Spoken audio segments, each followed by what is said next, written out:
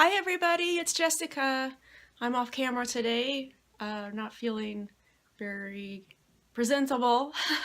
Somehow I feel guilty about making videos where I'm not in the film, but I don't think badly of other people that aren't in the film. But here we are, I'm going to talk about this shirt that I've been working on for Lear. I did a trial run, which definitely had me pretty frustrated, but ultimately it was a great learning experience. And I knew a lot of the things that I wanted to do differently in the next round. I made the pattern myself based on research I did on 18th century men's shirts. You know, it's actually kind of maybe goes over a couple centuries. It's not very super specific. Just kind of tried to be authentic in a lot of things, but also just allowed myself some flexibility just to kind of do the things that I wanted to do as well. So he has gathered sleeves and cuffs. There's buttons.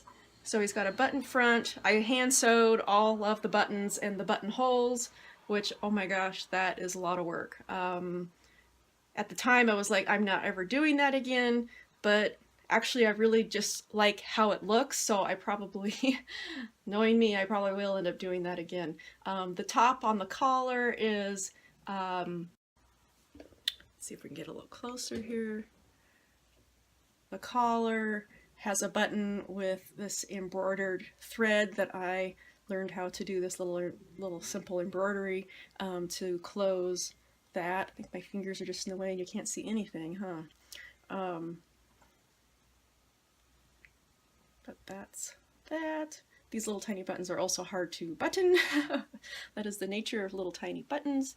But gathered sleeves, gathered at the cuffs. Again, if I had this to do over again, I would really like the material to be, or the sleeves to be wider so that they balloon out even more, so that there's just this really ballooned, gathered sleeve. I am pretty happy with this. The material, that is something too that I've come to discover in my explorations with sewing, is if you don't really like the fabric, or you're already not liking the fabric before you've even started sewing, you're probably not going to like it anymore when you do sew something out of it. So don't spend a lot of time and energy sewing something out of fabric that you don't even like. I mean, let's a test pattern or something like that, but like, this is going to be your finished product. Don't waste your time with ugly fabric, because it takes so much time to sew. That's a waste of time. So, but the other thing I wanted to show were these gussets that I put in. This was because the pieces are cut out of square, the homespun cloth. So you're trying to preserve and not have, you want everything to be as square as possible when you're cutting your patterns out, so in order to make the sleeves, because the sleeves are squares, the collars are squares, everything is squares or rectangles, so they added in these gussets in order to, so that the sleeve would have a little more room and opening for moving the arm up and down. That was, I don't know if you can see that, it's the square of material fabric that's put in. This one was my successful one. This one, I don't know if you can see. Don't hit Edith. Edith is back here being our little champ. Don't hit her. There we go. So I messed this one up because I was still unsure how to do it, and so I thought it still looked all right, so I didn't tear it out and risk ruining the fabric just to correct that little, so it's not really seen anyways. But it's one of those things, like, I know it's there. But this has been a really great learning experience, and I'm trying to see every single thing that I sew, I'm trying to see it that way.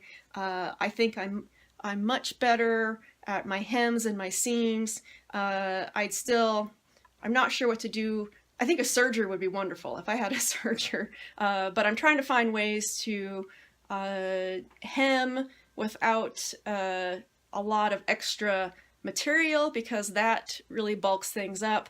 So I'm trying to find ways to make really, really small hems that are lower the bulk of tiny doll clothes.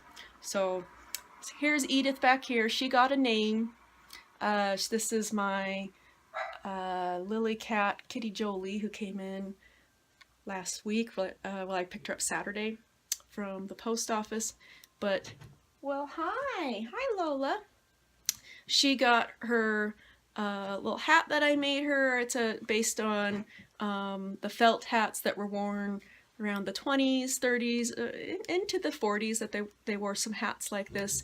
It's made of felt, and it's six parts, and I have a pattern. This was a test pattern, though I did think it turned out pretty good.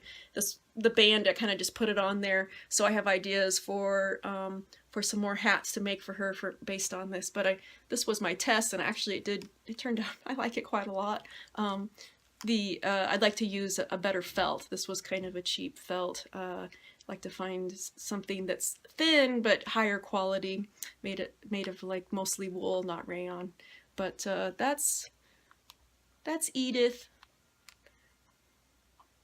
I just love her. But again, her dress, made by Darling Clover on Etsy, is big time sewing goals for me. I'm enthralled, and that's my goal. I want to be able to sew like that. I don't know if I'll ever get that far or that good, but I just think that's wonderful.